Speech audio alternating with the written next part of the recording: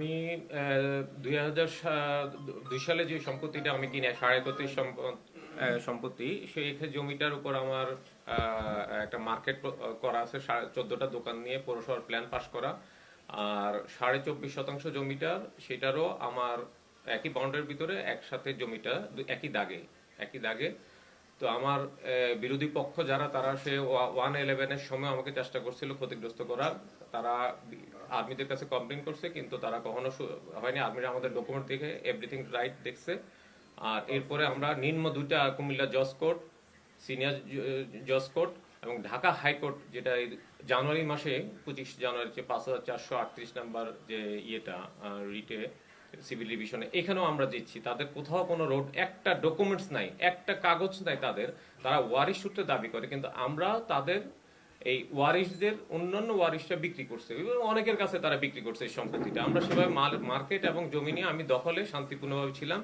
পৌরসভার 14টা প্ল্যান পাশ করে 14টা দোকান আমার নামে, 14টা দোকানের মিটার আমার নামে, গ্যাসের কানেকশন আমার নামে, এবং এই টোটাল ইয়েতে মার্কেটের চতুর্দিকে বাউন্ডারি আমার করা। এখানে হালনাগাদ খারিজ আমার নামে, পৌরসভার ট্যাক্স আমি দিচ্ছি, ইভেন পৌর কর যেটা সেটাও আমি দিচ্ছি আমার নামে, মিউটেশন করা, রেকর্ড করা আমার নামে।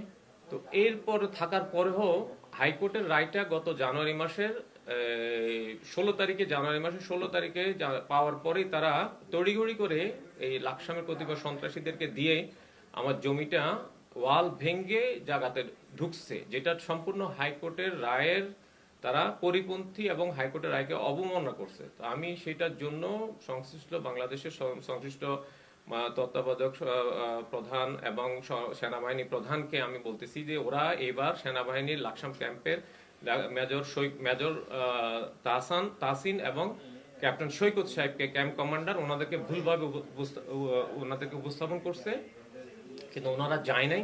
ওনারা না গিয়ে আমি 911-এ কমপ্লেন করার পর ওরা যখন দখল করতে আসছে, আমি ঢাকায় ছিলাম, আমি অন্ধাওয়েতে, আমি যখন শুনছি অন্ধাওয়েতে, আমি 911-এ কমপ্লেন করে আমি ক্যাপ্টেন লাকসাম থানার কানেকশনটা পেয়ে আমি লাকসাম থানাকে বলছি। থানার একজন এসআই হারুন সাহেব স্পটে গেল।